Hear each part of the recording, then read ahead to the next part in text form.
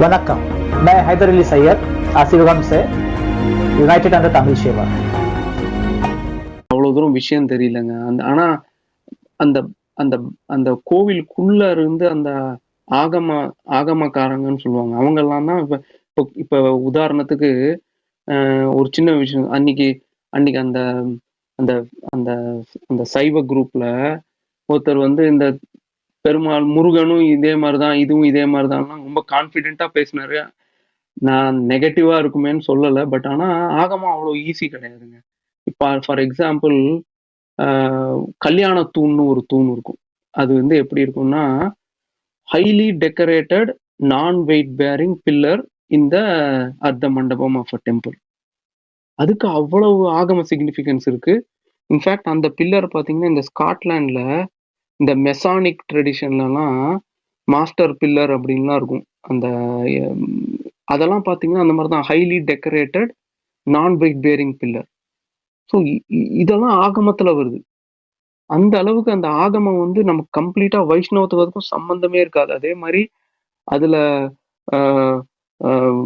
For example விஸ்வக்சேனர்னு ஒரு deity இருக்கு. அது எப்படின்னு கேட்டீங்கன்னா, இப்ப முருகன் இருக்கிற அதே பொசிஷன், அதாவது தேவசேனாதிபதி அந்த மாதிரி. அதாவது he is the commander of angels. அவருக்கு எல்லாம் பண்ணுவாங்க. அவரு முதல்ல ஏழை பண்ணி எல்லா இடத்துக்கும் கூட்டிட்டு போயிட்டு வரணும்.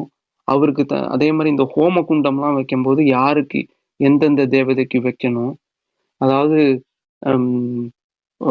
இதெல்லாம் நமக்கு கண்ணுக்கு புலப்படாத என்னாலே, அதாவது நமக்கு பெருமாள் பாசுரத்தை சொல்லி பெருமாள் அனுபவிச்சுட்டு போனா என்னோட கிருஷ்ணன் நான் பீஸா சாப்பிட்டேன்னா கிருஷ்ணனுக்கு கொடுத்தேன்னா வாங்கிப்பான். நான் ஆச்சாரமா சமைச்சு வச்சாலும் வாங்கிப்பான். அந்த மாதிரி பத்துடையவருக்கு எளியவன் அப்படின்னு நம்மாழ்வார் சொல்லுவார். அதாவது பக்தி இருக்கவனுக்கு ரொம்ப எளியவன். இந்த மாதிரி பெருமாளை, அதாவது அந்த பரம்பொருளை கண்டு பயம் வேண்டாம். பரம்பொருள்ங்கிறது உன்னோட இருந்து உன் வாழ்க்கையை அனுபவிக்கிறவன், உன் கூடவே இருக்கவன்.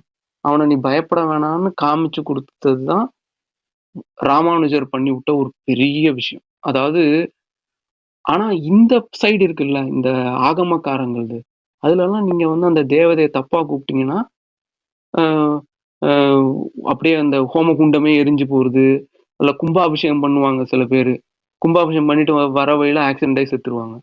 இந்த மாதிரி நான் பல பேர் பார்த்திருக்கேன். ஏன்னா இந்த கும்பாபிஷேகம்லாம் பண்ணும் போதெல்லாம் அந்த அந்த வானவர் அப்படின்லாம் அடிக்கடி வரும். இதுல 4000 எடுத்துக்கிட்டிங்கன்னா வானவர் அப்படின்னு சொல்லுவாங்க. அதாவது நம்ம கண்ணுக்கு தெரியாம இருக்கிற ஏலியன் ரேசஸ். இப்ப கரண்ட் அர்பன் ஸ்லாங்ல சொல்லணும்னா அவங்கள அவங்க நம்மள மாதிரி, அதாவது வானவர்.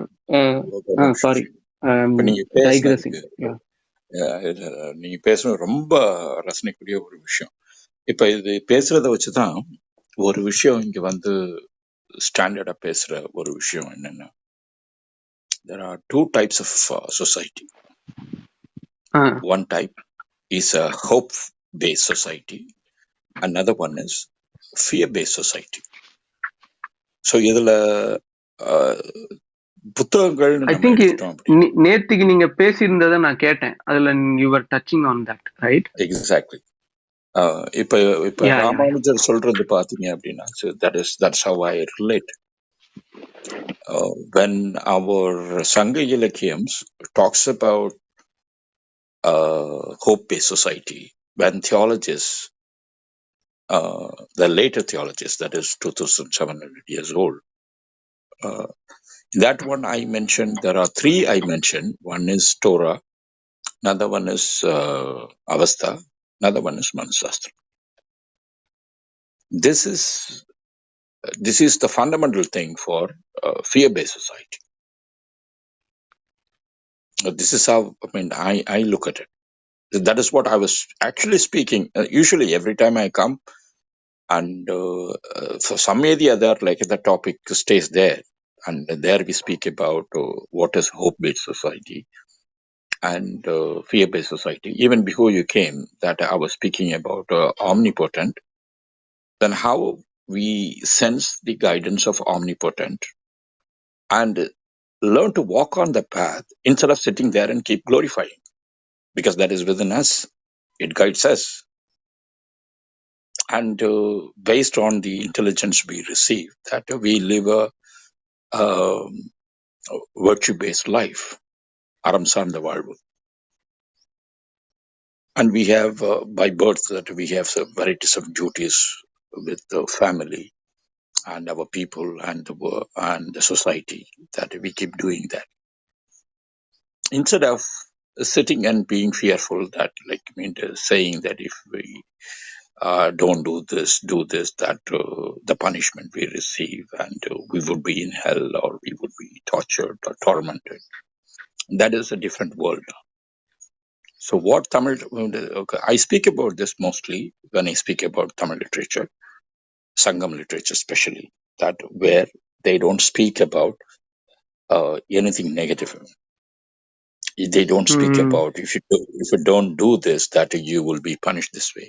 It simply talks about that how we understand the omnipotent and live a way of life.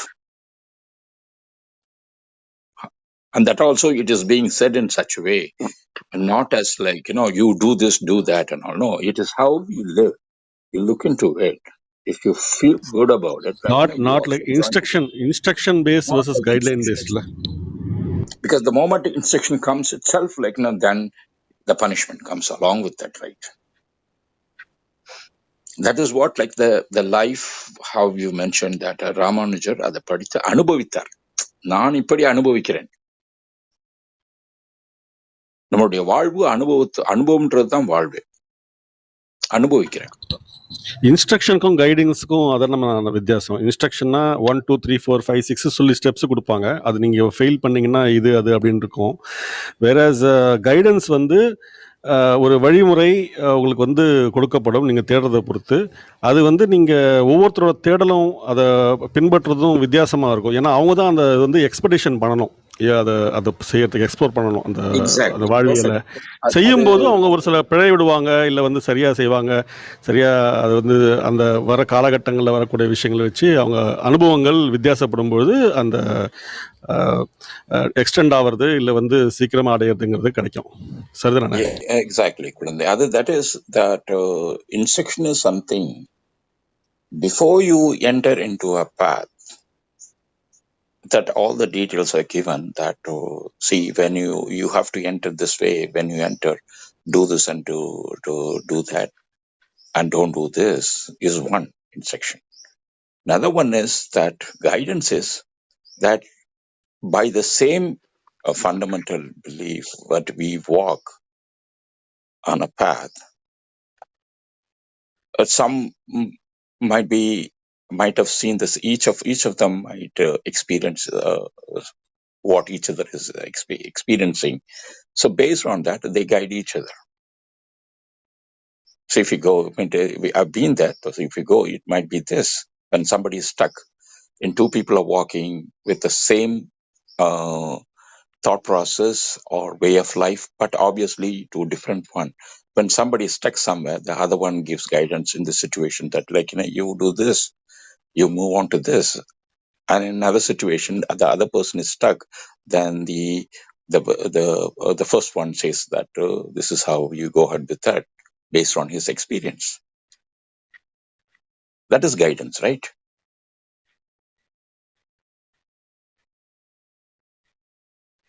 I think that's a big difference between instruction and guidance. இப்போ கைடன்ஸ்க்கு இன்ஸ்ட்ரக்ஷன்ல இன்னொரு வித்தியாசம் என்னன்னா, கைடன்ஸ் இங்கேருந்து அங்கே போகணும் அப்படின்னு சொல்லும்போது நீங்கள் பாதையை நீங்கள் தேடுவீங்க. தேடி அதில் இருக்கிற அனுபவங்களை எடுத்துக்கிட்டு சுவைச்சிக்கிட்டு நீங்கள் அதை அடையிறதுக்கான பல்வேறு எக்ஸ்பீரியன்சஸ் நீங்கள் அடைவீங்க.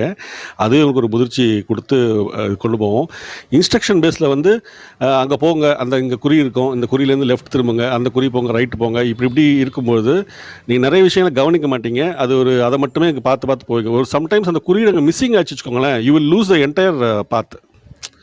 அந்த பாத்தே உங்களுக்கு இல்லாமல் போயிடும், because that thing is missing there. அப்போது இன்ஸ்ட்ரக்ஷன் பேசிஸில் இருக்கிற ஒரு வாழ்வியலில் நான் அமைச்சிட்டு, ஒரு சமுதாயத்தை அமைச்சிட்டு, ஒரு குறியீடை அதுலேருந்து நான் நீக்கிட்டேன்னு வச்சுக்கோங்களேன், அந்த சிஸ்டமே பிரேக் டவுன் ஆகிடும். புரியுதுங்களா? ஏன்னா அந்த தேடுதல்ன்ற ஒரு ஒரு வழிமுறையை வந்து அந்த சமுதாயத்தில் வந்து புகுத்திருக்கவே மாட்டாங்க.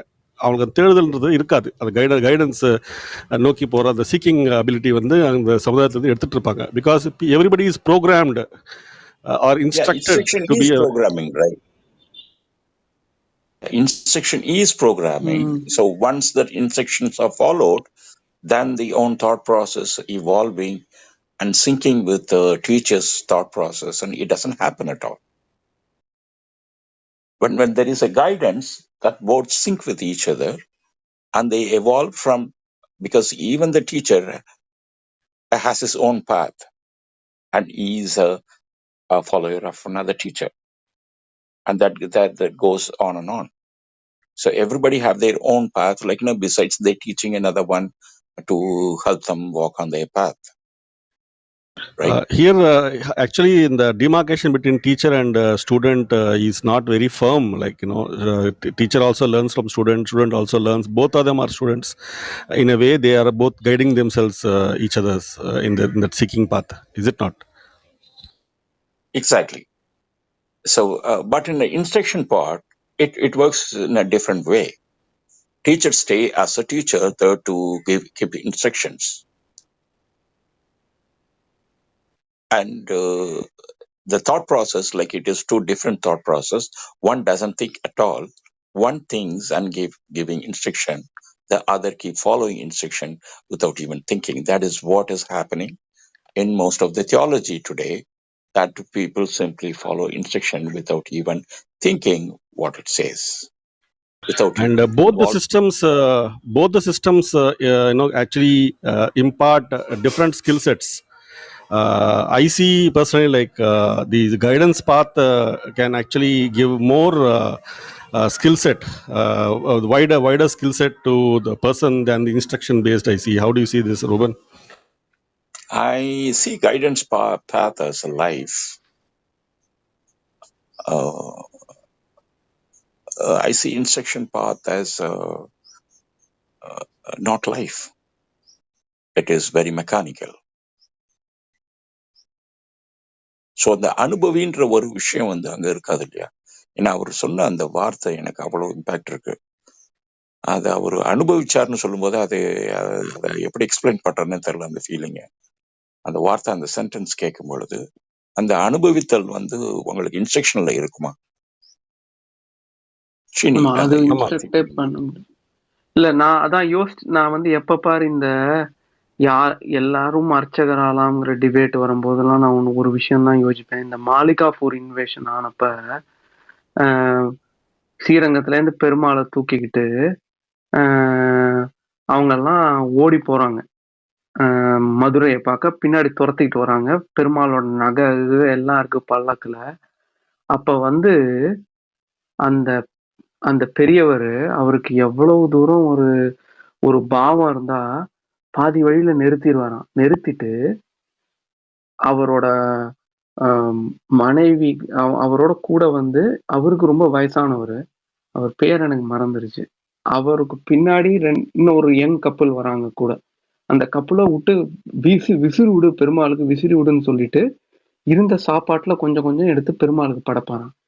ஏன்னு கேட்டா, இல்ல என் நம்பெருமான் இவ்வளவு தூரம் அவசரப்பட்டு அவன் ஓடினது கிடையாது, அவனுக்கு பசிக்கும் அப்படின்னு சொல்லிட்டு அதுக்கு ஒரு பாசுரம் சொல்றாரு, ஆண்டாளோட பாசுரம். அது என்னன்னா, வேர்த்து பசித்து வயிறசைந்து வேண்டி அரிசில் உண்ணும் போது இதென்று பார்த்து நெடுநோக்கு கொள்ளும் பக்த விலோசனத்துக்கு என்னை உய்த்திடுமின் அப்படின்னு ஆண்டாள் நாச்சியார் சாதிப்பாங்க. எப்பன்னு கேட்டீங்கன்னா, கடைசியில ரொம்ப விரக்தி ஜாஸ்தியா போயிட்டு அவங்க என்ன சொல்லுவாங்கன்னா, மற்றிருந்தீர்களுக்கு இது அறியலாகா மாதவன் என்பதோர் அன்பு தன்மை. அதாவது உங்களுக்கு யாருக்கும் புரியல எனக்கு நான் எவ்வளவு தூரம் அவன் மேல பாசம் வச்சிருக்கேன்னு. நான் பேசுறது எப்படி இருக்குன்னா, ஊமையோரோடு செவிடர் வார்த்தையா இருக்கு உங்களுக்குலாம். நான் என் அனுபவத்தை நான் சொன்னேன்னா உங்களுக்கு புரியல. ஊமை பேசி செவிடனுக்கு புரியுமா? அந்த மாதிரி ரெண்டு பக்கமுமே கம்யூனிகேஷன் கேப்பா இருக்கு. என்னை கொண்டு போய் அங்க இருந்த பிருந்தாவனத்திலே விட்டுருங்க அப்படின்னு ஒரு 10 பாசம் கடைசி 10க்கு முதல் 10 பாடிப்பாங்க. அதுல சின்ன குழந்தை கிருஷ்ணன் பசியில உட்காந்துருப்பான் மாடு மேய்ச்சிட்டு. அப்படியே பார்த்துட்டு இருப்பான், சாப்பாடு எடுத்துட்டு வருவாங்களா அந்த ரிஷி பத்தினி அப்படின்னு. அவன் உட்கார்ந்துருந்த இடம் பக்த விலோச்சனம். அந்த பாசுரம் இது. அது அவர் அங்க ரசிக்கிறார்.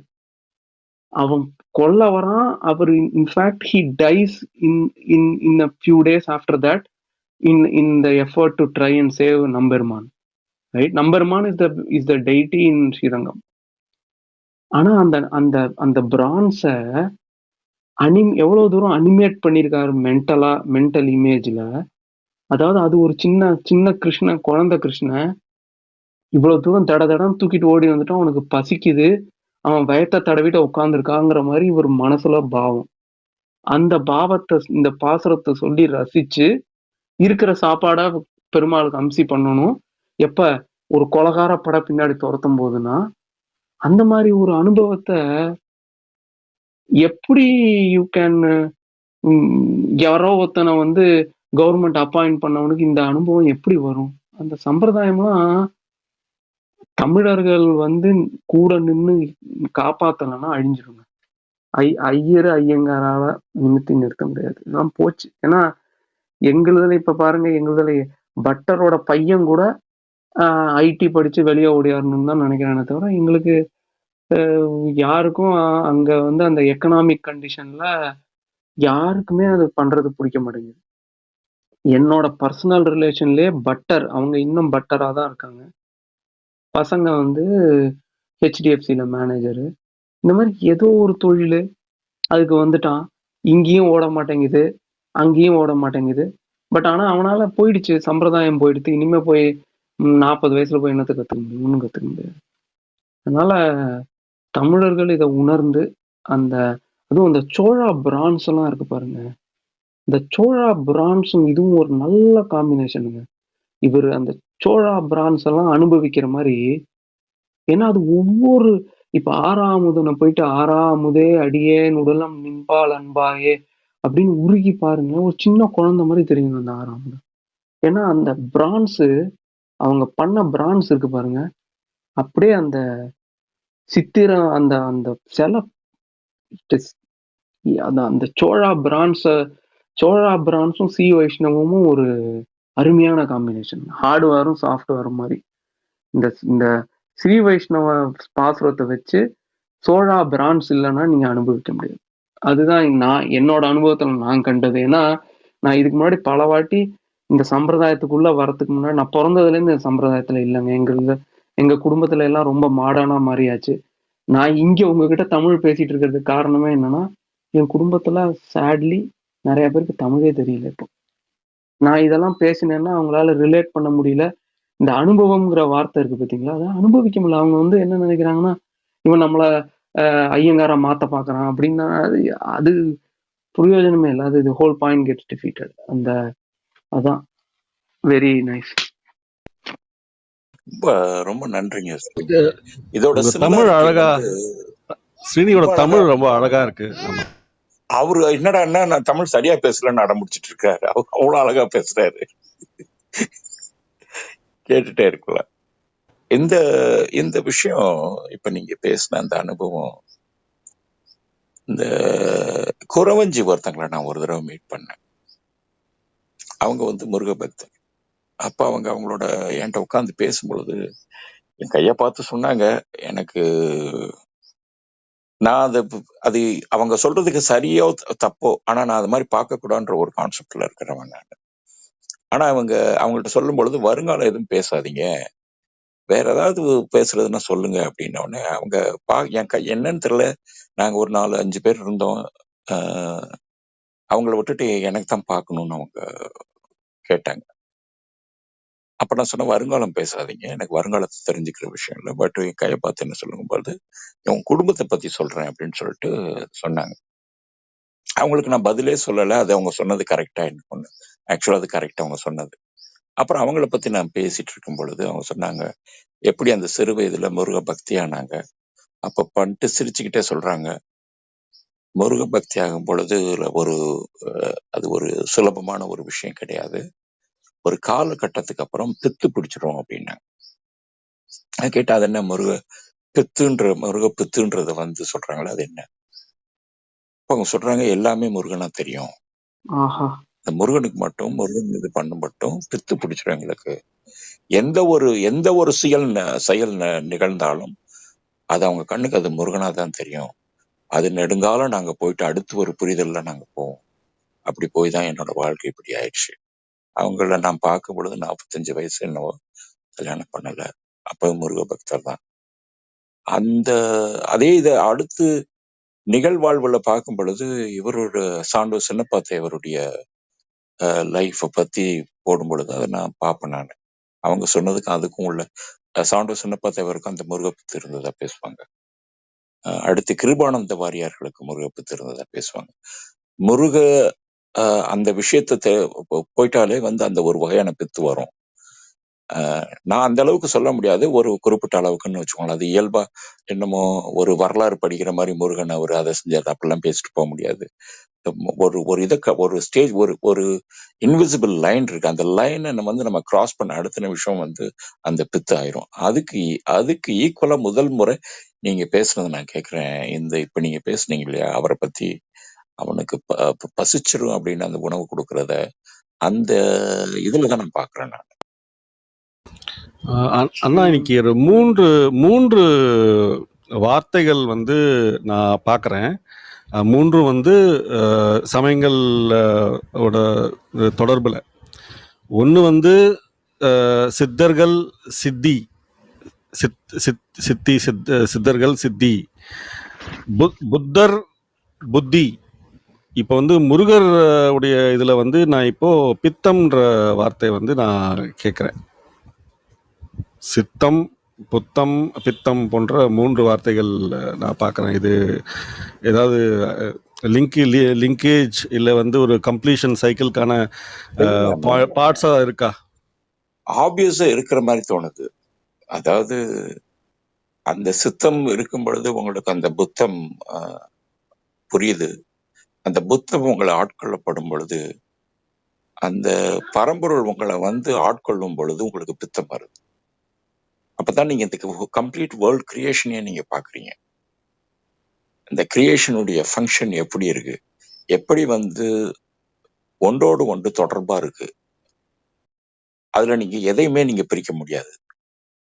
ஒவ்வொரு விஷயத்துல ஒரு சிறு செடி நீங்க எடுத்தாலும், என்கிட்ட ஒரு 80sல என்ன இதை பத்தி பேசும்பொழுது, வேர்ல்ட் கிரியேஷனை பத்தி பேசும்பொழுது, வேர்ல்ட் கிரியேஷனை பத்தி எதற்கு இவ்வளவு சிந்தனை? ஒரு செடி அருகில போய் நீங்க உட்காந்து அந்த செடியை மட்டும் நீங்க பாத்தீங்கன்னா வேர்ல்ட் கிரியேஷன் உங்களுக்கு தெரியும். அப்படின்னு ஒரு காலத்துல அதை ரெஃபர் பண்ணுவேன். சோ உங்களை ஆட்கொள்ளும் பொழுது, அந்த அந்த பரம்பொருள் அந்த யூனிவர்ஸ் ஆட்கொள்ளும் பொழுது நான் அந்த பித்தம்ன்ற ஸ்டேஜ். அந்த ஸ்டேஜுக்கு உங்களை தூண்டுதலா இருந்தது எதுவோ அதை நீங்க எல்லா இடத்துலயும் பார்ப்பீங்க. அதை நீங்க பெருமாளை பார்க்கலாம், முருகனை பார்க்கலாம். மறுபடியும் நம்ம பழைய டாபிக் வந்துட்டோமா ஸ்ரீனி? அந்த ரூம்ல இருந்து டாபிக்கு வந்துட்டோமா? சோ அந்த பரம்பொருள் ஆட்கொள்ளும் பொழுது நம்மளுடைய கண்ணுக்கு தெரிகிறது நம்ம எதனால் அந்த நிலைக்கு தள்ளப்பட்டோமோ அதைத்தான் எல்லா இடத்துலயும் பார்ப்போம். அதுதான் இது இந்த இப்ப ஸ்ரீனி மூலியமா எனக்கு இந்த பெருமாள் விஷயத்துலயும் இப்படி இருக்கிறது. இப்ப நான் பாசுரங்களை படிக்கும் பொழுது என்னோட பார்வையே வேற மாதிரி இருக்கும். சுத்தமா நான் திருப்பாவையில பார்க்கும் பொழுது அதை நான் அப்படி ரசிச்சு இப்படி ஒரு ஒரு ஒரு ஒரு தன்னையே ஆட்கொண்டு பரம்பொருள் ஆட்கொண்டு அதன் மூலியமா இப்படி ஆட்கொண்டு ஒரு இது எழுத முடியுமான்னு நான் யோசிப்பேன். இந்த வார்த்தைகள் அப்படி இருக்கும். அதற்கு தமிழுடைய இங்க இருக்கிற ஒரே சிக்கல் என்னன்னா, புரியணும்னா அந்த தமிழுடைய புரிதல் உங்களுக்கு இருக்கணும். அந்த தமிழ்ன்றது நீங்க நம்மளுடைய பொது வழியில பல ரூம்ல நம்ம பார்த்திருப்போம். நீங்க தமிழ்ன்றது என்னங்க, ஒரு விஷயத்த கடத்துறதுக்கு தானே, ஒரு மொழி தானே அப்படின்னு பேசின நபர்களை எல்லாம் நம்ம சந்திச்சுட்டு இருக்கோம். ஆனா அந்த மொழி நம்மளை ஆட்கொள்ளும் மொழி அப்படிங்கிறது எல்லாமே வா.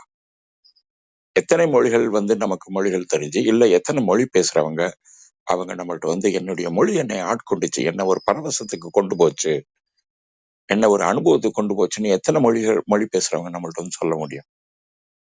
தமிழ்ல சொல்றதுக்கு பல லட்சம் பேர் இருக்கிறாங்க, இருந்தாங்க. அதான் அதுல ஒரு இருக்கிற ஒரு விஷயம். எனக்கு வந்து no offence to Sanskrit. Actually இந்த விஷயத்துல ஒரு ஆன்மீகத்துக்கு நம்ம வந்து அடையறதுக்கு நம்ம வந்து ஒரு முயற்சி எடுக்கிறோம் அப்படின்னா ஒரு அதிசயமான ஐயோ என்ன பை மிஸ்டேக் பண்ணிட்டாரு போல இருக்கு. வெங்கட் எப்பவுமே பேச மாட்டாரு. வெங்கட் நெடுங்காலம் நம்ம ரூம்ல இருப்பாரு. நெடுங்காலம் வந்து அவர் வந்து கேட்பாரு. ஒரே ஒன்ஸ் தான் வந்து நான் வெங்கட்ட பேசியிருக்கிறேன்னு நினைக்கிறேன். மற்றபடி வெங்கட் வந்து ஹேண்ட் ரைஸ் பண்ணாரு. இப்பதான் புரியுது அவர் பை மிஸ்டேக் பண்ணியிருக்காரு. வெங்கட் பரவாயில்ல வெங்கட், ஒரு தடவையாவது வாங்க. எனக்கே மறந்துருச்சு நம்ம பேசணுமா என்னன்னு. அவர் இப்ப ஹேண்ட் ரைஸ் வந்துச்சு குழந்தை. அது சார் ரேர் ஃபெனோமெனா அப்படின்னு நான் நினைச்சிட்டேன். கண்டினியூ பண்ணுங்க. சாரி வெங்கட், நீங்க மேல வாங்க எனி டைம் ப்ளீஸ். வணக்கம். தேங்க்யூ.